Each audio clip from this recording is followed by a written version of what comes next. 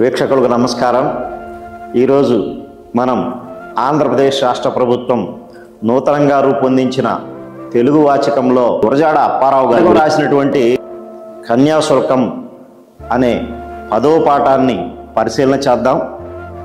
అక్షరార్చన ద్వారా ఈ పాఠాన్ని మీరందరూ అనుసరిస్తారని ఆశిస్తున్నాను. కొని తనలో ఏమనుకుంటాడు, డబ్బు ఖర్చు లేకుండా వీడి చేత కాగిత ముక్కలన్నీ తర్జుమా చేయిస్తాను, మొత్తం తర్జుమా చేయించి వీడిని అట్లా వాడుకుంటాను అని వాడు వీడిని వాడుకుంటాడో వీడు వాడిని వాడుకుంటాడో చివరికి ఎవరినెవరు వాడుకుంటారు మన కథాక్రమంలో మనకు అర్థమైంది. అంతకంటేనా అని వీడినన్నీ వాడుకొని తర్జుమా చేయించుకుంటాను అన్నాడు.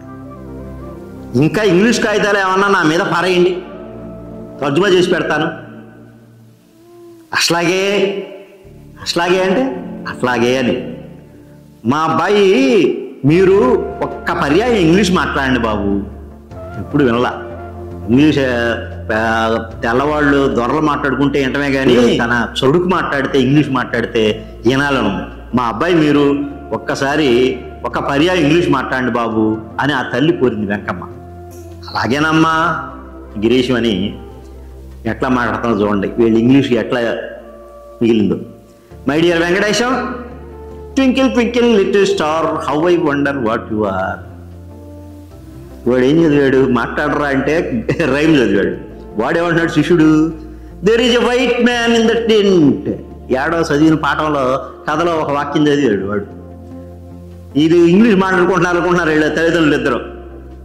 ఈ ఆడుతున్న మాటలకి అర్థం ఏమిటండి, ఏం మాట్లాడుకుంటున్నారు? ఈ సెలవుల్లో ఏ ప్రకారం చదవాలో అదంతా మాట్లాడుతున్నామండి. చూడండి ఎంత దారుణంగా టూపీ వేస్తున్నారో ఈ తల్లిదండ్రులకి ఆ గురు శిష్యులు. అబ్బి ఒక తెలుగు పద్యం చదవరా అంటే ఎవరు కరణ్య శాస్త్రి అన్నాడు. మెల్లగా గిరీశం వాడు ఏం చదువుతాడో వచ్చి రంది చదువుతాడేమోనని మెల్లగా నలదమయంతులిద్దరు చదువు అని అంటున్నాడు ఆ పద్యం. వెంటనే వెంకటేశం నలదమయంతులిద్దరు మనఃప్రభవానల దహ్యమానులై సలిపిరి దీర్ఘవాసర నిశల్ అనే పద్య భాగం చదివాడు. ఎక్కడిది? ఆంధ్ర మహాభారతం అరణ్య పర్వంలో నుంచి 2 ఆశ్వాసంలో 24వ పద్యంగా దాన్ని ఇచ్చారు. అంటే మనఃప్రభవానలం అంటే ఏమిట్రా? మనఃప్రభవానలం అనే ఆ పదానికి అర్థం ఏంటిరా అంటే వీడికి రాదు. వెంటనే ఇంటి కప్పుకు వేసి చూస్తున్నాడు అంటే ఏం చెప్పాలో ఏం అర్థం కాదు వాడికి. వెంటనే గురువు సమర్థించాడు, పసిపిల్లలకి అట్లాంటి కఠినమైన పద్యానికి అర్థం తెలుస్తుందా అండి? పద్యానికి అర్థం చెప్పరు అగ్నిహోత్రుడు. ఇప్పటికి మొత్తం వేదం లాగానే బట్టి వేస్తారు. ఎంతసేపు జాగ్రఫీ గీగ్రఫీ అర్థమెటిక్ ఆల్జబ్రా మ్యాథమెటిక్స్ ఇవన్నీ చెప్పి హడలేసి చెప్తారండి. కానీ ఇవన్నీ కొత్త విద్య. ఆంగ్ల విద్యలో వచ్చిన ఇవన్నీ geography arithmetic algebra social studies sciences ఇట్లాంటి విద్య ఆధునిక విద్యలో మాత్రమే ఉన్నాయి. బ్రిటిష్ వాళ్ళు రాకముందున్నటువంటి బ్రాహ్మణ విద్యలో ఇవన్నీ లేవు. ఇవి కొత్తగా వచ్చిన సబ్జెక్టులు. ఇవన్నీ చెప్పి హడలు కొట్టిస్తారా అని చెప్తున్నాడు. కాడశాస్త్రి తనలో తర్ఫీదు మా చక్కగా ఉంది. వాడు గ్రహించాడు, వాడికి కొంత తెలుసు. ఎవరు కరటశాస్త్రికి ఆంగ్లం కూడా కొంత వచ్చు. అందువల్ల వెంటనే ఏమన్నాడు, తర్ఫీదు మా చక్కగా ఉంది. ఇద్దరు వాడు గురువు శిష్యుడికి ఏం మాట్లాడాలి, తాను ఏం మాట్లాడితే ఏం మాట్లాడాలో తర్ఫీదు ఇచ్చాడు. తర్ఫీదు మా చక్కగా ఉంది. ఏది తెలుగు గురించి ఇంగ్లీష్ గురించి. వీడిని పెందలాడే తోవ పెట్టకపోతే మోసం వస్తుంది అని కరటశాస్త్రి గిరీశాన్ని పెందలాడే తోవ పెట్టించాలి, దారి పెట్టించాలి, లేకపోతే వీడు మోసం చేస్తాడని గ్రహించాడు. నిజంగానే మోసకాడు. గిరీశం మోసం చేయడానికి వచ్చిన తర్వాత బుచ్చమ్మ అని వీడోని చూశాడు, అగ్నిహోత్రాలు అని పెద్ద కూతుర్ని. దాన్ని చూసి దాని మోహంలో పడ్డాడు. మెల్లగా ఆ పిల్లని మాయ మాటలు చెప్పి ఆ పిల్లని బుట్టలో వేసి చివరికి నాటకం పెళ్లి సందర్భం దాకా వచ్చేప్పటికి గిరీశం ఆ బుచ్చమ్మను లేవ తీసుకుపోవడం జరుగుతుంది. ఇదంతా కూడా చాలా ఆసక్తికరంగా చాలా గమ్మత్తుగా జరుగుతుంది సంఘటనలన్నీ కూడా. అందుకని గిరీశం స్వభావాన్ని కొంతమేర పసిగట్టాడు కరటశాస్త్రి. వీడిని పెందరాడే తోవ పెట్టించాలన్నాడు. అగ్నిహోత్ర అని అనుకుంటున్నాడు. తనలో అనుకున్న మాటలు అవి. అగ్నిహోత్రావు అన్నోటి చెప్తారండి. మరి ఏమనుకున్నారు? మీ కుర్రవాళ్ళలాగా చదువుకునేవాడికి ఒక్క నిమిషమైనా తెరపుండదు. అదిగో చదువు అంటే అట్లాగే చదువుకోవాలి. గొట్టికాయలు ఆడకుండా మా వాడిని కాయిదా వేస్తే ఎంత చదువైనా వస్తుంది. గొట్టికాయలు ఆడకుండా, గొట్టికాయలు అంటే గోలిరా, అట్లా ఆడుకోకుండా చదివిస్తే నిజానికి గొట్టికాయలు అంటే ఒక రకమైన చెట్టు కాయలంట. గుండ్రంగా ఉండే ఆ కాయలతో గోళీలు అట్లాంటిది. తర్వాత గాజుతోటి వచ్చేటువంటి గోళీలు వచ్చినాయి. ఏంది అట్లా గొట్టికాయలు ఆడకుండా చదివిస్తే మా వాడికి చదువు బాగా వచ్చిద్దని అన్నాడు. చదువు అంటే అట్లాగే చదువుకోవాలంట. ఎట్లాగంటే 24 గంటలు చదువు పని. ఇప్పుడు మనం ప్రైవేట్ పాఠశాలలో, రెసిడెన్షియల్ స్కూల్స్లో, లేకపోతే జూనియర్ కాలేజీలో ఎట్లాగైతే పొద్దున్న లేచిన దగ్గర నుంచి పడుకునేదాకా అదే పనిగా ఉన్నారు. అట్లాగే చదువుకోవాలి. అంటే అగ్నిహోత్రుడు ఏది ఆశించాడో అది ఈరోజు మన సమాజంలో అమల్లో ఉంది. విద్యా విధానం తీరు అట్లా ఉంది. ఇక వాడికి వివేచన లేదు.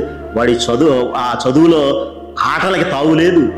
ఏంది అందరితో కలవడం, ఆనందించడం, రకరకాల కార్యక్రమాల్లో జ్ఞానం అనేది కేవలం పుస్తకం నుంచే రాదు. పుస్తకం నుంచి వచ్చేది ఒక రకమైన జ్ఞానమే. నిజమైన జ్ఞానం అనుభవం ద్వారా వస్తుంది, మానవ సంబంధాల ద్వారా వస్తుంది, సమాజంలో వివిధ కార్యక్రమాల్లో పాల్గొనడం ద్వారా వస్తుంది. అట్లా రావాలి. విద్యావేత్తలు ఎవరైనా చెప్పేది అదే. కానీ ఈరోజు మన విద్య ఎట్లా ఉంది? కేవలం ఆ పరీక్షల్లో అత్యధిక మార్కులు రావడం, అత్యధిక జీతం వచ్చే ఉద్యోగం రావడం. ఎట్లా వస్తుంది? అది కూడా నిజానికి తప్పే. నిజానికి మన రాష్ట్రం నుంచి వెళ్ళిన విద్యార్థులు ఐఐటీల్లో పెద్ద పెద్ద వాటిలో నోట్స్లు అడుగుతున్నారని చెప్తూ ఉంటారు. ఏంది ఏదైనా నోట్స్ ఇస్తే ఆ నోట్స్లో బట్టి రాస్తారు. వీళ్ళు సొంతగా ఆలోచించి సొంతగా దాన్ని చదువుకోవడం ఇట్లాంటి దానికి మన రాష్ట్ర విద్యార్థులు ఇబ్బంది పడతారు అని కూడా చెప్తున్నారు.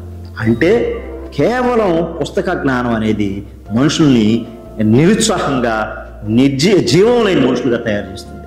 కానీ ఈడేమంటున్నాడు అగ్నిహోత్రుడు? చదువు అంటే 24 గంటలు చదవాల్సిందే అన్నాడు. అట్లానే వస్తుందట. అట్లానే చదువుకోవాలి. గొట్టికాయలు ఆడకుండా కనుక చదివిస్తే చాలా ఎంత చదువైనా వచ్చిందండి. నా దగ్గర గొట్టికాయలు గిట్టికాయలు పనికిరావండి. పుస్తకం చేత పడితే వేళ్ళకి పుస్తకం అంటుకుపోవాలి. అట్లా చదివిస్తారండి. అది చదువు. వేళ్ళకి పుస్తకం అంటుకుపోవాలంట. మరి ఇప్పుడు అట్లా అంటుకుపోయే చదువు మనం చూస్తూ ఉన్నాం. అలా చదివిస్తానండి అన్నాడు. అలా చేస్తే అగ్నిహోత్రం అలా చేస్తే మా వాడికి చదువు వచ్చి అన్ని పరీక్షలు పాస్ అవుతాడండి. మా వాడికి డబ్బు ఖర్చు లేకుండా పెళ్ళయ్యే సాధనం కూడా తటస్థించిందండి. డబ్బు ఖర్చు లేకుండా పెళ్లి చేయాలి కొడుక్కి. కూతురు పెళ్లి చేసేమో భారీగా డబ్బు సంపాదించాలి. ఇది వీడి స్వభావం. కొడుక్కి మరి కట్నం పూసుకుంటారు కదా, వాడికి ఏమాత్రం డబ్బు ఖర్చు కాకుండా పెళ్లి చేస్తా అంట. ఎట్లా? వెంకమ్మ అంటుంది, మీ నైజం కొద్దీ చిర్రు బొర్రు మంచారు కానీ మీకు మాత్రం అబ్బి మీద ప్రేమ లేదా? ఏ విషయం? పట్టణంలో గొట్టాలమ్మ వచ్చినప్పుడు ఎంతో బెంగపెట్టుకొని అబ్బిని సెలవర్జీ రాసి వెళ్ళిపోరమ్మన్నారు కారా? అంటే కొడుకు చదువు మీద తండ్రికి ఎంత అపేక్ష ఉంది అనే సంగతి వెంకమ్మ ఆ తండ్రిని మెచ్చుకుంటూ చెప్తుంది. మీ నైజం కొద్దీ చిర్రుగురు మంచువారు కానీ, నైజం అంటే స్వభావం, మీ స్వభావం కొద్దీ మాట్లాడితే చిర్రుగురు అంటారు కానీ అది పేరు చూడండి, అగ్నిహోత్ర అవధానులు. అగ్నిహోత్రం వేల్చేవాడు. మీకు మాత్రం వాడు ఇప్పుడు చిరుగుళ్ళు ఆడుతూనే ఉంటాడు, మొహాన పేలాలు వెలుగుతూ ఉంటాయి. అట్లాంటి మనిషి మరి వాడికి కూడా, ఆ తండ్రికి కూడా పట్టణంలో జబ్బు వచ్చినప్పుడు, ఏదో అంటువ్యాధి వచ్చినప్పుడు కొడుకు మీద బెంగెట్టుకొని అబ్బిని సెలవర్జీ రాసి వెంటనే రమ్మని అడిగాడంట. చదువు చెప్పించక మళ్ళీ పెళ్లి చేయక తీరుతుందా ఏ విషయం అని ఆ తల్లి. డబ్బు ఖర్చు లేకుండా కొడుకు పెళ్లి చేస్తా ఉంటాయి బావా, ఆడపిల్లల్ని అమ్మినట్టే అనుకున్నావా ఏ విషయం? 1500 అయినా పోస్తేనే కానీ అబ్బికి పిల్లనివ్వడం. డబ్బులు ఎవరైనా పెళ్లి చేద్దామని ఆడపిల్లని అమ్మినట్టు అనుకున్నావా? వీడికి పెళ్లి చేయాలంటే 1500 అన్నా కావాలన్నాడు.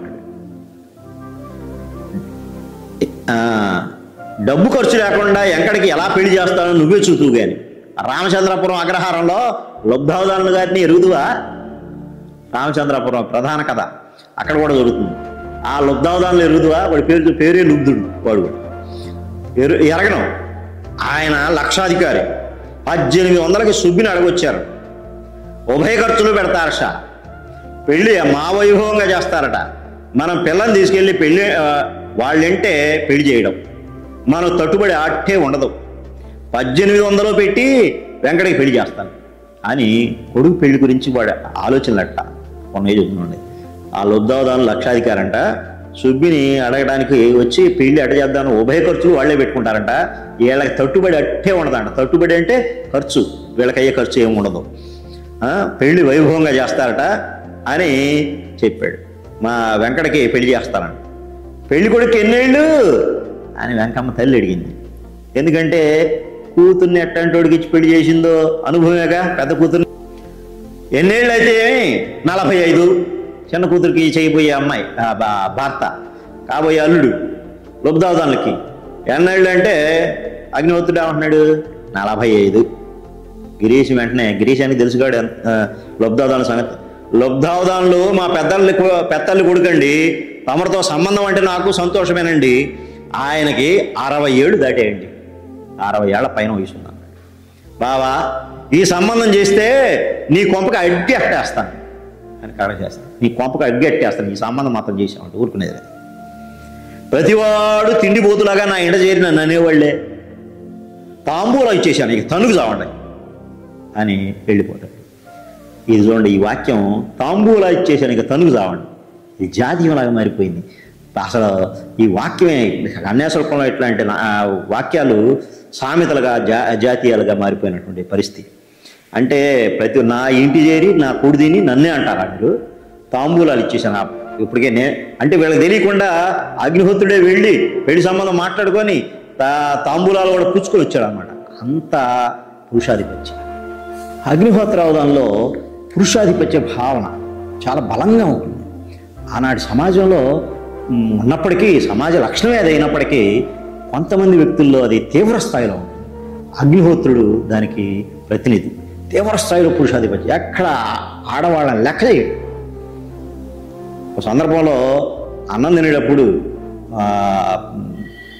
పెద్ద కూతురు వచ్చి నాన్న నువ్వు సుబ్బికి ఇట్లా పెళ్లి చేస్తే మంచిది కాదు అని చెప్పబోతుంటే వాడు ఆ పెరుగన్నం తినేవాడు కాస్త ఆ పెరుగన్నం తినేటువంటి విస్తర తీసి ఇస్సిరి కూతురు మొహాన్ని కొట్టేస్తాడు. చూడండి ఎట్లాంటి లక్షణం. ఇక్కడ కూడా వీళ్ళ తెలియకుండానే సంబంధం మాట్లాడుకోవటం, తాంబూలం పుచ్చుకోవటం అన్ని వీడియో చేశాడు. కుటుంబంలో ఎవరికి చెప్పకుండానే అనేసి లోపలికి వెళ్ళిపోయాడు. అన్నయ్య ఈ సంబంధం చేస్తే నేను నుయ్యో గొయ్యో చూసుకుంటాను, పెద్దదాన్ని రొమ్ము మీద కొంపట్లాగా భరిస్తూనే ఉన్నాం, నేను బతికి బాగుండాలంటే ఈ సంబంధం తప్పించు అని అన్నను మొరపెట్టుకున్నాను. ఏది సంబంధం చేస్తే నుయ్యో గొయ్యో చేసుకున్నాను. నిజంగా ఆ పని చేసిందాను ఎవరు? వెంకమ్మ. తర్వాత రంగాల్లో వెంకమ్మ ఈ తండ్రి తన భర్త ఈ పెళ్లి తప్పించేట్టుగా లేడని సాగుకు పూనుకొని పెరట్లో ఉన్న బావిలో దూకుతుంది. దూకితే వెంటనే గమనించి గిరీశం ఆమె రక్షిస్తాడు. ఏంది అట్లా వెంకమ్మ తన పట్టుదలని ఆ పిల్ల గురించి. నిజానికి చాలా కుటుంబాల్లో తల్లులు ఎంతో బాధ్యతగా ఉంటే తమ పిల్లల గురించి ఎంతో బాధ్యతగా ఉండబట్టే చాలా కుటుంబాలు అట్లా నడుస్తున్నాయి. ఏది ముఖ్యంగా భర్తలు, మగవాళ్ళు బాధ్యతారహితంగా ఉన్న కుటుంబాలు. మగవాడు కుటుంబాన్ని పట్టించుకోకుండా తాగుడికి అలవాటయ్యి మరి ఎన్ని కుటుంబాలు చేయకపోవట్లేదు. ఇప్పుడు మన పాఠశాలకు వచ్చేటువంటి పిల్లల్లో చాలామంది కుటుంబాల్లో ఇదే పరిస్థితి. భార్యాభర్తలు లేనటువంటి, తల్లిదండ్రులు లేనటువంటి పిల్లలు, అనాథ పిల్లలు, అమ్మమ్మ దగ్గర పెరిగే పిల్లలు, తల్లి ఉంటే తండ్రి ఉన్నాడు, తండ్రి ఉంటే తల్లి ఉన్నాడు, వీళ్ళంతా నిర్లక్ష్యంగా వదిలేసి వెళ్ళిపోతే తల్లి దగ్గర మాత్రం తల్లి పుట్టింటికి రావడం, పుట్టింటి దగ్గర పుట్టింటి దగ్గర ఉండి పిల్లల్ని పెట్టుకొని చదివించడం మనం ఎన్ని చూడట్లేదు ఈనాడు. అంటే అట్లా మరి బాధ్యతగా స్త్రీలు చాలా కుటుంబాల్లో అట్లా బాధ్యతగా ప్రవర్తించి బిడ్డల కోసం బతికేటువంటి వాళ్ళు ఎంతోమంది ఉన్నారు. బిడ్డలకు పోషించాలి, ఎట్లా ఒకటి పిల్లల్ని మరి బాధ్యత కలిగిన పౌరులుగా తీర్చాలి, వాళ్ళని చదివించుకోవాలి అనేటువంటి ఉద్దేశంతో. వెంకమ్మ కూడా నిజానికి అట్లాంటి అపేక్ష కలిగినటువంటి స్త్రీ. అట్లాంటి అపేక్ష బిడ్డల గురించి ఆ అగ్నిహోత్రుడికే ఉంటే అట్లా ముసవాడికి ఇచ్చి పెళ్లి చేస్తాడా? ఈ లబ్ధావధానులకు ఇచ్చి చిన్న పిల్లలను పెళ్లి చేయాలని అనుకుంటాడా? ముందు వెనక ఆలోచించాలి కదా. ఈ ఆలోచనలు ఏమీ లేకుండా ఇట్లా చేస్తున్నాడు. అంటే ఇదంతా కూడా సమాజంలో ఎట్లాంటి పరిస్థితులు ఉన్నాయి, మరి పెళ్ళిళ్ళ విషయంలో కానీ, స్త్రీ పురుష సంబంధాలు కానీ, ఆడవాళ్ళు మగవాళ్ళని ఎట్లా చూస్తున్నారు, ఏ విషయం ఎట్లా ఉంది అనేవి ఎన్నో కోణాల్లో మనం చూడవచ్చు. గిరీశం లాంటి దొంగ సంస్కర్తలు, మరి ఆంగ్ల విద్య దాని ప్రభావాలు, ఇవన్నీ కూడా మనం ఇక్కడ చూస్తాం. సంబంధం చేయడానికి వీలు లేదు, నేను చేస్తే నుయ్యో గొయ్యో చూసుకుంటాను, పెద్దదాన్ని ఇప్పటికే రొమ్ము మీద కుంపట్లాగా భరిస్తున్నాం. ఇది సామెత, రొమ్ము మీద కుంపట్లాగా భరించడం అని. ఎట్లా ఒకటి తప్పించు అన్నయ్య అని అన్నయ్యని సహాయం అడిగింది. నిజానికి ఆ అన్నయ్యే, ఆ కరటక శాస్త్రే ఈ పెళ్లి తప్పుకోవడానికి ఎన్నో కష్టాలు పడి, ఎన్నో అవస్థలు పడి మధురవాణి అనేటువంటి సహాయాన్ని తీసుకొని, మరి మధురవాణి సహాయంతో ఈ పెళ్ళి దొంగ పెళ్లి చేస్తాడు. ఎవరు? కరటక శాస్త్రి గుంటూరు శాస్త్రి అనే వేషం వేసుకొని తన శిష్యుడికి ఆడపిల్ల వేషం వేసి ఆ పిల్లని ఇచ్చి లబ్ధాదానికి పెళ్లి చేస్తాడు. ఏది? ఈ పెళ్లి అనుకున్న పెళ్లి జరిగే లోపే చేస్తే ఆ పిల్ల పెళ్ళైన రోజే, ఆ మరుసటి రోజు తర్వాత రోజు ఆ పిల్ల తప్పించుకొని వచ్చేస్తుంది, వేషం ఇచ్చేసి వచ్చేస్తుంది. ఇక ఆ అమ్మాయి దెయ్యంలాగా పెట్టిందని పెద్ద పుకారు రేగిద్ది. అట్లా కథ మొత్తం గందరగోళంగా మారిపోయింది. అట్లా పెళ్లి తప్పించడానికి మధురవాణి సహకరిస్తుంది. మధురవాణి అనేటువంటి పాత్ర చాలా అద్భుతమైన పాత్ర. ఈ నాటకాన్ని విద్యార్థులు, ఉపాధ్యాయులు, ఇంకా చదవని వాళ్ళు ఎవరు ఉంటే ఎవరైనా సరే ఈ నాటకాన్ని కంప్లీట్గా పూర్తిగా చదవండి. అంటే ఒకటో రంగం నుంచి చివరి రంగం దాకా నాటకం మొత్తాన్ని చదివితే కానీ ఆ రచన యొక్క గొప్పతనం అర్థం కాదు. ఏ రచనైనా ఆ రచనలో ఉన్న ఒక్క వాక్యమో లేదా ఒక పేరానో ఒక భాగాన్ని ఆధారంగా రచనని సంపూర్ణంగా అంచనా వేయడం మనకు సాధ్యం కాదు. మొత్తం నాటకాన్ని చదివిన తర్వాత ఆ రచయిత గొప్పతనం, దాంట్లో ఉన్న కథా వస్తువు, దాన్ని నిర్వహించిన తీరు, ఆనాటి సమాజం ఆ రచనలో ఎట్లా ప్రతిఫలించింది. ఎప్పుడు సమాజానికి ప్రతిబింబంగా ఉండదు, సమాజం కంటే కూడా చైతన్యవంతంగా ఉండే విధంగా రచన రాయబడుతుంది. సమాజంలో ఉన్న పరిస్థితులు చెప్తారు, కానీ సమాజంలో ఉన్న పరిస్థితులు మాత్రమే చెప్పరు. దాన్ని ఎట్లా స్పందిస్తున్నారు ప్రజలు, ఆ వివేచన పనులు, ఆలోచన వంతులు ఆ పరిస్థితుల్ని ఎట్లా ఎదుర్కొంటున్నారు, దాంట్లో వాళ్ళు ప్రదర్శించే చైతన్యం ఎట్లాంటిది అనేవి రచనలో చాలా కీలకమైన విషయాలు. అట్లాంటి విషయాల్ని మనం ఈ నాటకం ద్వారా చాలా గ్రహించాలి. మరి ఈ నాటకంలో నిజానికి 19వ శతాబ్దపు రచన కాదు ఇది 20వ శతాబ్దం కూడా కాదు. గురజాడ అప్పారావు బుద్ధి, ఆలోచన 21వ శతాబ్దంది అని రాచమల్లి రామచంద్రారెడ్డి అనేటువంటి ఒక విమర్శకుడు అన్నాడు. అంతటి లోతైన ఆలోచన కలిగిన వాడని. మహోదయం అనే పేరుతోటి ఒక గొప్ప నాటకం, ఒక ఎన్సైక్లోపీడియా లాంటి పుస్తకం, విజ్ఞాన సర్వస్వం లాంటి పుస్తకం రాశాడు కేవీ రమణారెడ్డి, కన్యాశుల్కం గురించి, గురజాడ అప్పారావు గురించి. దాన్ని చదవాలి. అంతే ఒక కన్యాశుల్కం నాటకం ద్వారానే గొప్పగా ఆలోచన విధానంలో జ్ఞాన వికాసం పొందినటువంటి ఎంతోమంది రచయితలు ఉన్నారు, ఎంతోమంది విద్యావేత్తలు ఉన్నారు. మరి వాళ్ళందరూ కూడా కన్యాశుల్కం నాటకాన్ని మెచ్చుకున్నటువంటి వాడు. శ్రీశ్రీ అయితే విపరీతమైన వ్యామోహానికి గురయ్యాడు. గురజాడంటే తనకి 3 గురువులు అన్నాడు. ఆది కాలంలో అంటే మొదటి కాలంలో తిక్కన, మధ్యయుగంలో వేమన, ఆధునిక కాలంలో గురజాడ తన గురువులు అన్నాడు. వీళ్ళు ఎందుకు గురువులుగా వాళ్ళని ఎంచుకున్నాడు? ఎందుకంటే వీళ్ళు ముగ్గురు సామాజిక ప్రాతినిధ్యం వహించేటువంటి సమాజాన్ని, సమాజంలో ఉన్న సమస్యల్ని, సమాజంలో ఉన్న మానవ స్వభావాన్ని, వాళ్ళ ఆలోచన రీతుల్ని ప్రతిబింబించేటువంటి సామాజిక వాస్తవికతని ప్రతిబింబించడానికి ప్రయత్నం చేసినటువంటి రచయితలు ఈ ముగ్గురు రచయితలు. ముఖ్యంగా అడుగుజాడ గురజాడది అనే పేరుతోటి శ్రీశ్రీ ఒక అద్భుతమైన వ్యాసాల పుస్తకం మనకి ఈనాడు దొరుకుతుంది. దాంట్లో ఒక పాత్ర గురించి, కొన్ని మధురవాణి పాత్ర గురించి మంచి వ్యాసం ఉంది. అట్లనే ఈ నాటకంలో ఉండేటువంటి పరిస్థితులన్నింటినీ కూడా ఆయన రాశాడు. ఇవన్నీ చదవాలి. కేవలం పాఠ్యపుస్తకం మాత్రమే చదివితే, పాఠ్యపుస్తకం ఆధారంగా మాత్రమే తెలుగు బాగా వస్తుందంటే రాదు. ఈ పాఠ్యపుస్తకంలో ఉండేటువంటి పాఠం చదివి బాగా మార్కులు తెచ్చుకోవచ్చు, మార్కులు రావచ్చు. మార్కులు ఎప్పుడు చదువుకి అద్దం పట్టేవి కావు. మార్కులు కొంతమేరకే నీ జ్ఞానాన్ని, నీ నైపుణ్యాన్ని తెలియజేస్తాయి. జ్ఞానం, నైపుణ్యం, సంస్కారం, మానవత్వం ఎన్నో ఉన్నాయి. ఇవన్నీ కూడా తెలియాలంటే నిజానికి చాలా విస్తారంగా విద్యార్థి చదవాలి. ఒక విద్యావేత్త చెప్తాడు, 40 పుస్తకాలు ఇతర పుస్తకాలు చదివిన తర్వాత 41వ పుస్తకంగా పాఠ్యపుస్తకం చదవాలి, అప్పుడు విద్యార్థి తనంతట తాను చదవగలుగుతాడు అంటాడు. ప్రతి తరగతిలోనే అట్లా జరగాలంటాడు. అంటే పాఠ్యేతర పుస్తకాలు చదవడం అనే అలవాటు పూర్తిగా పోయింది నాడు.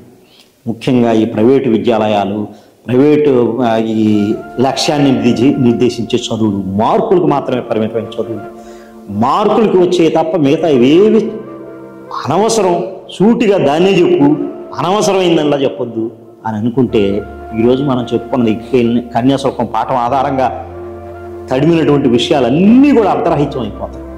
అందుకని ఎప్పుడు కూడా ఒక రచన చదవడం అంటే దాన్ని ఒక సమగ్రమైనటువంటి ఒక పెద్ద మొత్తంలో భాగంగా చదవాలి. ఒక సందర్భంలో ఆ రచన నుంచి చదవాలి.